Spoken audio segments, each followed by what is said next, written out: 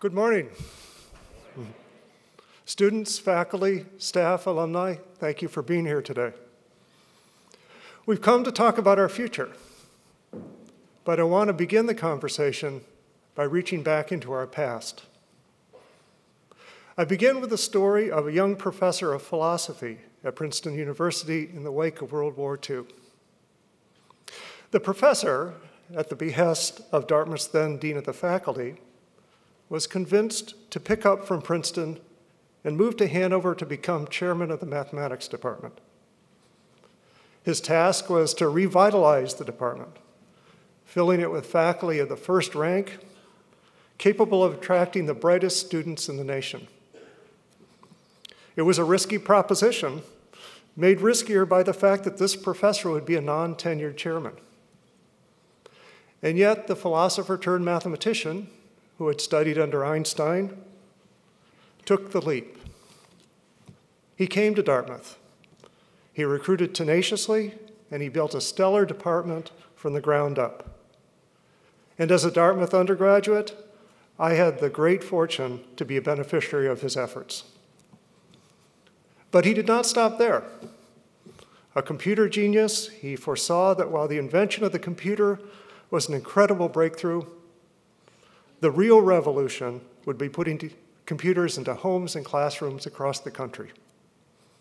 So he helped invent the language that would make computers accessible, which we know as BASICS. But he did not stop there.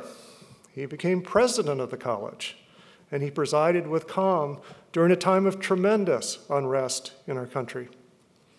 He inspired and managed the transition of Dartmouth to a coeducational college, without doubt, the most significant change in our college's history. I share the story of John Kemeny, a story of risk, a story of best-in-class teaching, a story of leadership, a story of visionary problem-solving, a story of the courage to change, because it encapsulates perfectly the incredible promise that is Dartmouth. You've heard me speak before about my vision for our future. You've heard me speak of Dartmouth becoming an even stronger magnet for talent, a college that students select above others because of the educational experiences we offer and the chance to work directly with outstanding faculty. A college that faculty choose because of our path-breaking scholarship and the chance to work with the world's most driven students. You've heard me speak of the power of a liberal arts education in an age when information is ubiquitous, but wisdom is rare. And you've heard me speak of a campus that's even more intellectually energized, a site of significant academic innovation and entrepreneurship, a place of big ideas, bold efforts, and path-breaking scholarship. Everything is possible for Dartmouth. But our aspirations will never be realized if we fail to address a vital component: the environment in which our students live and learn. Like Kemeny, we must recognize a moment in time when change is necessary for us to reach our potential, and now is such a moment. So what are we after? What is the environment that will enable Dartmouth to fulfill our potential? As I see it, it's an environment where students are free of extreme behaviors and part of a safe and healthy campus, where we foster inclusivity through a variety of options for community building and social interaction, where students are around-the-clock learners, and yes, where students continue the tradition of independently organizing and defining the social scene, but with greater accountability and deeper engagement with faculty. This is the vision for the future of student life at Dartmouth. Today, I present you a program of changes that will move Dartmouth forward energetically towards that reality. Before I do, I owe enormous gratitude to the Presidential Steering Committee that has studied these issues extensively for the last 9 months. Thank you.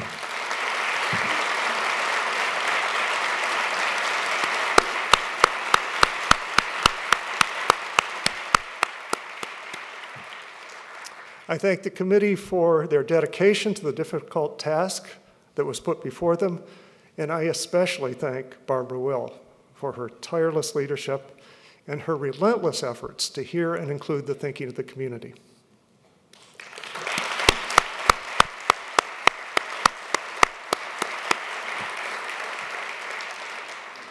The steps that I'll share with you today are informed by research, inspired by crowdsourced ideas, and especially directed by the final report advanced to me by the committee.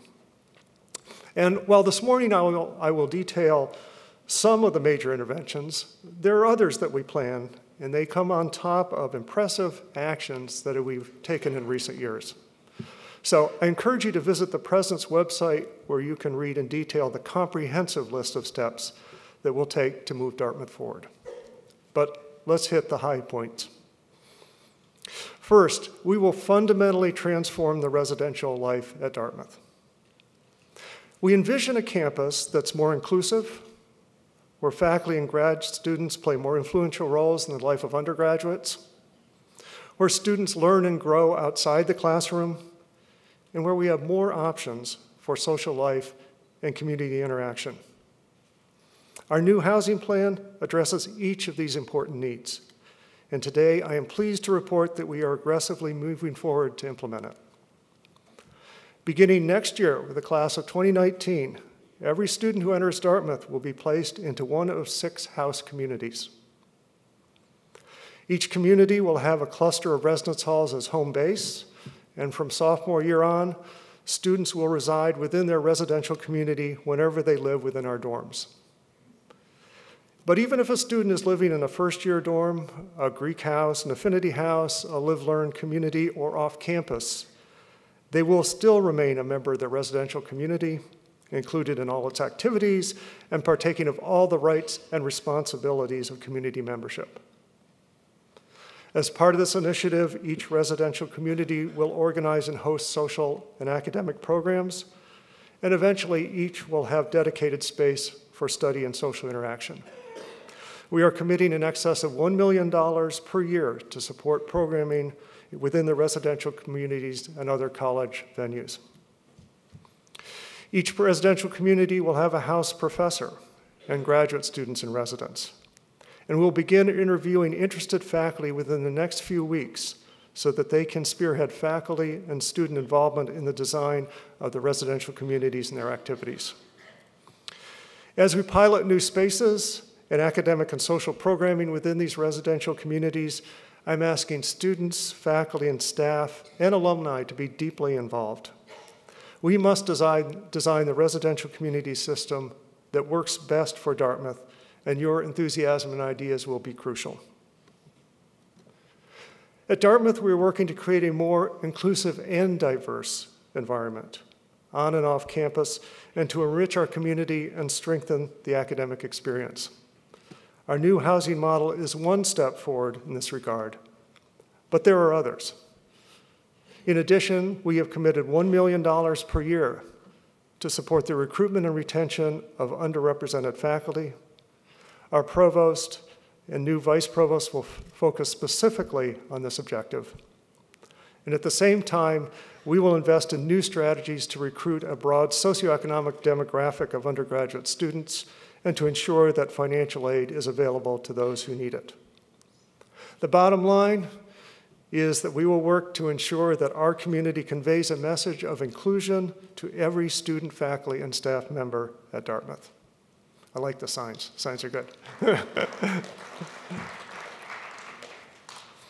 Second, we will promote a safer and healthier campus environment. We envision a campus where students are free of extreme behaviors, where sexual assault and high-risk drinking are eradicated from our campus. Over the past few years, we've taken a number of steps to this end. Last June, we adopted a zero-tolerance sexual assault disciplinary policy with mandatory expulsion in the most egregious cases. And we've moved to a new model providing for a professional investigation process with a trained independent investigator. We've introduced a customized bystander training program that trains students to help prevent sexual assault before it occurs. And I know that many of you students have participated in that training, and I thank you. Starting next year, we will introduce a comprehensive 4-year education and awareness program for students, as well as first responder training for faculty and staff. We will roll out a Dartmouth-specific smartphone safety app. Let the message be heard.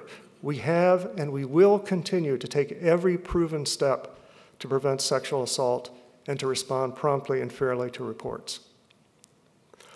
When it comes to a safe environment and one that's advantageous to learning, we know that excessive drinking is one of the most pressing challenges we face.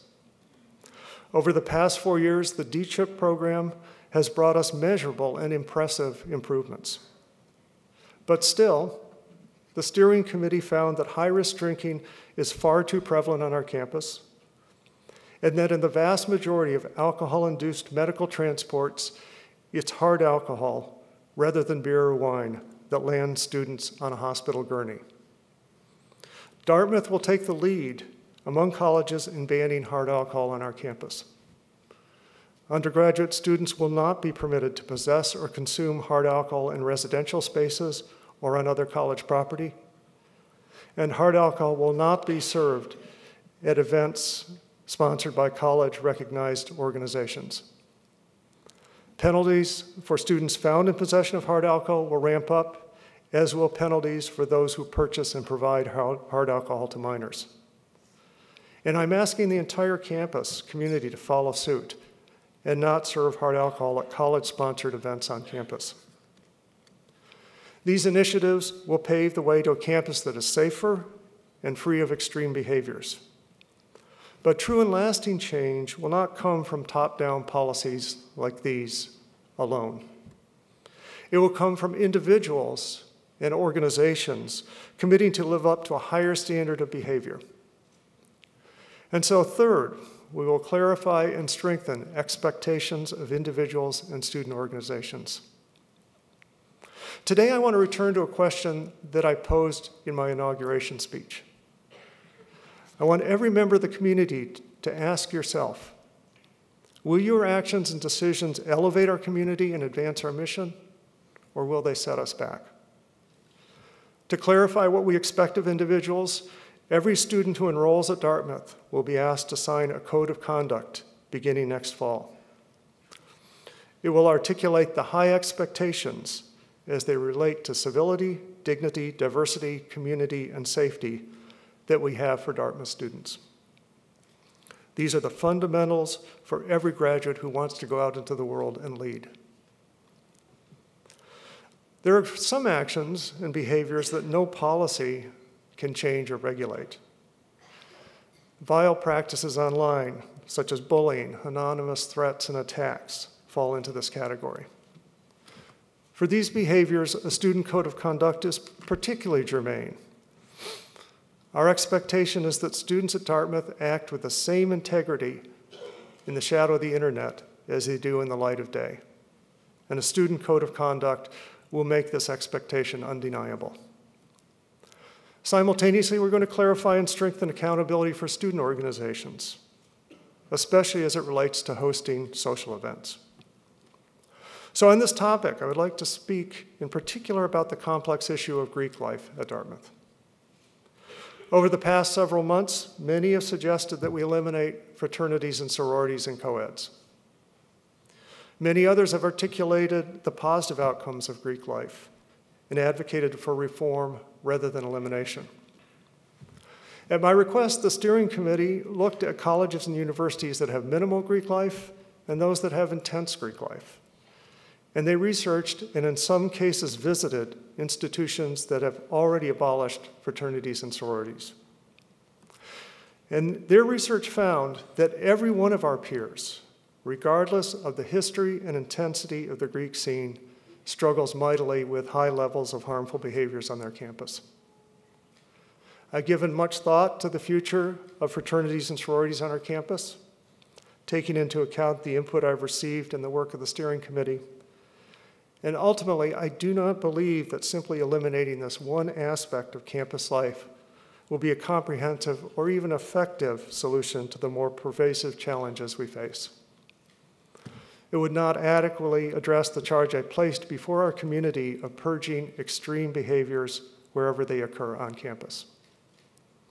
Having said that, I maintain that Greek organizations, and indeed all student organizations at Dartmouth, must and will be held to much higher standards and a far greater level of accountability than they ever have before. To be clear, when I speak about accountability, what I do not mean is simply being accountable for following rules, for issuing wristbands or registering parties or maintaining strict sign-in procedures. I speak of an expectation that student organizations will exhibit behavior befitting Dartmouth's mission and name, that ultimately student organizations will contribute to an environment that's respectful and inclusive and conducive to shaping leaders for the future, that they seek to elevate and not denigrate the Dartmouth experience.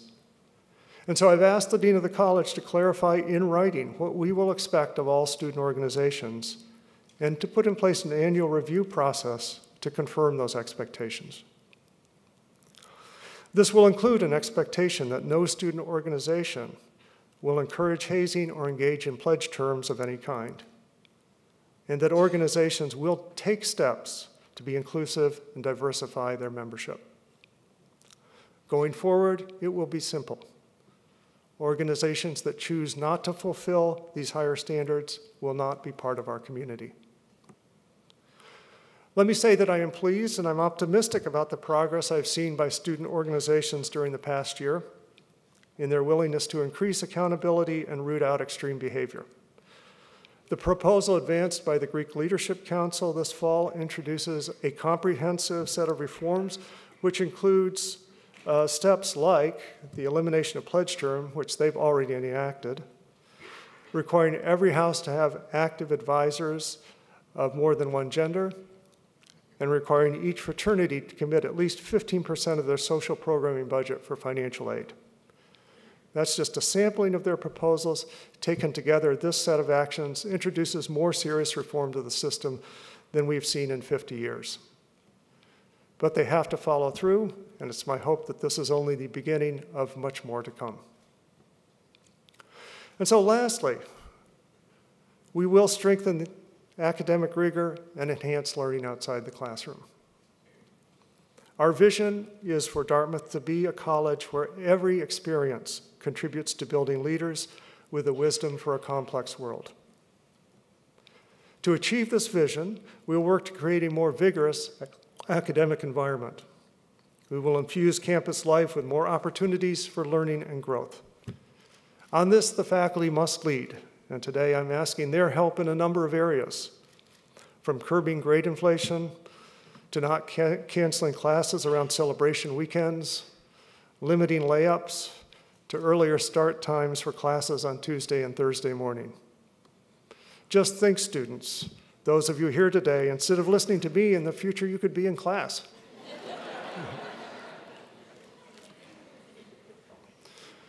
At the same time, I'm asking faculty and staff to play a larger and more influential role in the lives of students to promote learning and growth 24/7. To that end, I am announcing today a major investment to expand experiential learning at Dartmouth, including the creation of a center within DeKalb that will provide expertise and financial resources for faculty and students and staff to pilot new experiential learning opportunities. So, these are the steps that we will take to move Dartmouth forward. We will fundamentally transform residential life, and in doing so, make Dartmouth a more inclusive community. We will work to promote a safer and healthier campus environment. We will increase expectations of individuals and student organizations, and we will strengthen academic rigor while expanding opportunities for learning outside the classroom. And to ensure that these actions do, in fact, mark a turning point in our history, I have convened an external oversight committee to be chaired by Tufts President Emeritus Larry Bacow to evaluate our progress. This committee will hold us accountable by reporting to me and the Board of Trustees on a regular basis on the question of whether we are doing what we said today that we would do. In tandem, we will conduct 2 regular climate surveys to benchmark our progress. Beginning in April 2015, we will conduct the AAU Sexual Assault Climate Survey on a regular basis, along with a new Dartmouth Campus Climate Survey to be launched in the fall of 2015. And we will be transparent about our progress on all of these fronts. We will reevaluate and we will retool these steps as needed until we reach our end goal. So in closing, let me take you back to a wintry evening in April of last year when we first gathered to speak of moving Dartmouth forward. As I said to you that evening, much is expected of Dartmouth. We welcome the high expectations, and we will deliver. It is time to move our outstanding institution forward to the promise of our future, the promise captured by Kemeny, and that is our legacy to advance. When we succeed, we will succeed in building an institution never better prepared for the future of higher education, never better equipped to solve the complex challenges of our world, never better positioned to prepare graduates with the wisdom, confidence, and capacity to lead. I look to you, our students, faculty, staff, alumni, and parents, to help us step up to this challenge. Real change requires tenacity and courage and boldness and leadership. But if I've learned anything in the last 9 months, it is that no community is more capable of rising to meet the challenge we face today than the one I see before me. Colleges and universities, indeed communities across the country, face the issues that we've been discussing. We are not alone in facing them, but we will lead in saying no more. We will take the lead in American higher education, in restoring student life to a safe and sustainable place. We will offer a campus experience that is in every way worthy of our name, that is in every way conducive to the promise of our future. We will move Dartmouth forward. Thank you.